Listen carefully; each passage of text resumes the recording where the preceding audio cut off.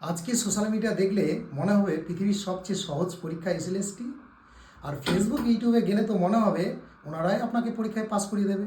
এর থেকে সহজ পরীক্ষা আর হতেই পারে না, ওনাদের থেকে ভালো গাইড আর পৃথিবীতে কেউ হতেই পারে না।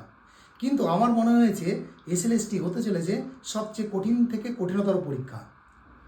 কতগুলি পয়েন্ট আমি ঠিক করেছি যে এসএলএসটি পরীক্ষা পাস করার জন্য যে পয়েন্টগুলি লক্ষ্য রাখা উচিত, তো আপনি দেখতে পারেন যে পয়েন্টগুলোর সঠিক কি ভুল। প্রথমে দেখতে থাকুন। আমি পয়েন্ট ওয়ানে লিখেছি লক্ষ্য স্থির রাখা, অর্থাৎ সব কিছু ছেড়ে প্রথম কাজ মাথা ঠান্ডা রেখে লক্ষ্য স্থির করা, যে আমি কী করছি, কেন করছি, কোন উদ্দেশ্যে পড়াশোনা করছি। দ্বিতীয় পয়েন্ট আমার মনে হয়েছে উৎসব অনুষ্ঠান থেকে দূরে রাখা, নিজেকে দূরে থাকা, সব রকম উৎসব অনুষ্ঠান থেকে নিজেকে কয়েক মাসের জন্য দূরে থাকা। 3 নম্বর পয়েন্ট লিখেছি সোশ্যাল মিডিয়া থেকে দূরে, অর্থাৎ যত কম পারা যায় সোশ্যাল মিডিয়া থেকে দূরে থাকা বা কম ব্যবহার করা। কারণ অল টাইম এখানে নেগেটিভ পয়েন্ট, পজিটিভ পয়েন্ট, তো কনফিউজ করার একটি জায়গা। 4 নম্বর পয়েন্ট, মূল্যবান একটি পয়েন্ট, অথেন্টিক বই পড়া।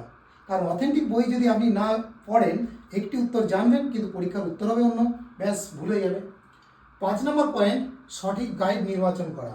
এখন তো আপনি সোশ্যাল মিডিয়া ফেসবুক খুললেই দেখবেন সবাই গাইড। 6 নম্বর পয়েন্ট, সবচেয়ে ইম্পর্টেন্ট, সেটা হলো রেগুলার 16 থেকে 17 ঘন্টা লেখাপড়া করা।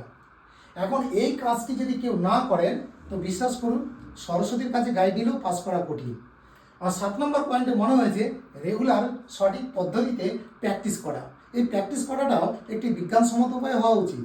কারণ কোন প্রশ্নের কী ধরনের উত্তর হওয়া উচিত বা কিভাবে আমি না জেনে ক্ষেত্রে নির্বাচন করতে পারবো, সেটাকে সেই পদ্ধতি অবলম্বন করা উচিত।